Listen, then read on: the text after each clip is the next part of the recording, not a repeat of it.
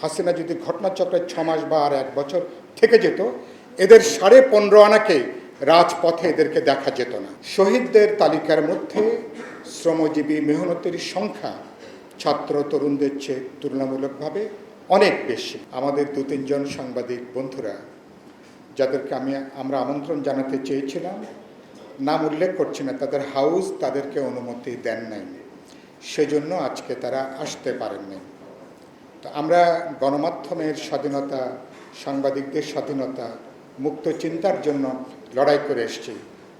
বুঝতেই পারছেন, অভ্যুত্থানের 1 বছর পরেও আমার সাংবাদিকরা যারা মাঠে ছিলেন, ব্যক্তি মানুষ হিসেবে তার যে সার্বভৌমত্ব, তিনি কথা বলবেন, তিনি যেটা মর্যাদাপূর্ণ গুরুত্বপূর্ণ ব্যক্তি, সে অধিকারও কিন্তু এখনও নিশ্চিত করা যায়নি।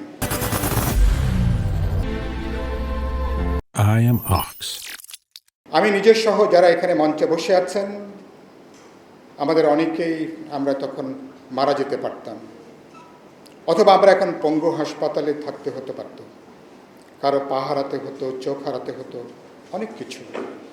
আমরা হয়তো সৌভাগ্যবশত আজকে আপনাদের সম্মুখে এখানে হাজির হয়েছি। আমরা নিজেই তো, আমি 8 বার 10 বার আহত হওয়া, হাসপাতালে যাওয়া, নেতাকর্মীদের মারা যাওয়া, আহত হওয়া।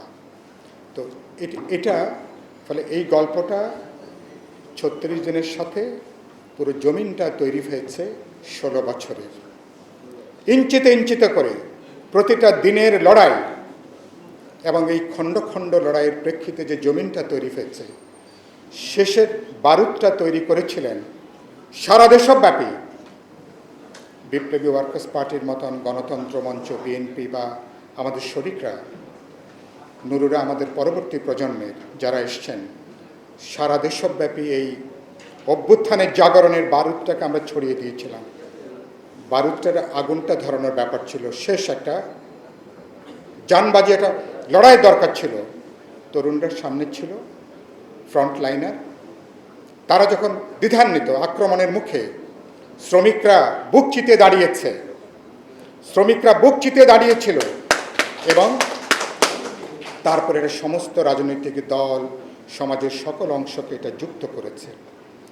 কদিন আগে প্রথম আলোতে শহীদদের একটা তালিকা বেরিয়েছে, 800 কজনের, যাদের ডিটেলসটা, এবং তারা একটা হিসাব দিয়েছেন, শহীদদের তালিকার মধ্যে শ্রমজীবী মেহনতের সংখ্যা ছাত্র তরুণদের চেয়ে তুলনামূলকভাবে অনেক বেশি।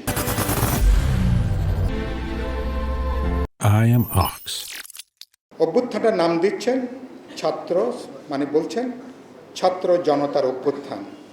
বিপ্লবী ওয়ার্কার্স পার্টি আমরা বলবার চেষ্টা করছি, অনেকগুলো দলকে আমরা রিকোয়েস্ট করেছি, নামটা করেন ছাত্র শ্রমিক জনতার গণ অভ্যুত্থান। তাহলে ইতিহাসের প্রতি দায়বোধের পরিচয় হবে, ন্যায্যতা দেখাতে পারবো, সত্যনিষ্ঠ আমরা হব। সরকার এখনো পর্যন্ত সে পথে তারা হাঁটছে না। এই শহীদদেরকে মর্যাদাও তারা কিন্তু এখনো পর্যন্ত প্রয়োজনও তারা কিন্তু দিতে পারছেন না। ঘটনাচক্রে হাসিনা যদি আর 6 মাস বা 1 বছর থেকে যেত, এখন যারা সরকারের ভেতরে আছেন, বাইরে আছেন, চারপাশে আছেন, যারা সব কিছুকে হাতিয়ে নেবার চেষ্টা করছেন, নতুন দখলদারিত্ব, হাসিনা যেভাবে দখলদারিত্ব কায়েম করেছে সর্বশেষ ইতিহাসের উপরে, তারাও এখন নতুন একটা দখলদারিত্ব মালিকানা তৈরি করবার চেষ্টা করছেন। হাসিনা যদি ঘটনাচক্রে 6 মাস বা আর 1 বছর থেকে যেত, এদের 15.5 আনাকে রাজপথে এদেরকে দেখা যেত না। এদের অধিকাংশকে গণ আন্দোলন, গণ অভ্যুত্থানের শিবিরে এদেরকে দেখা যেত না।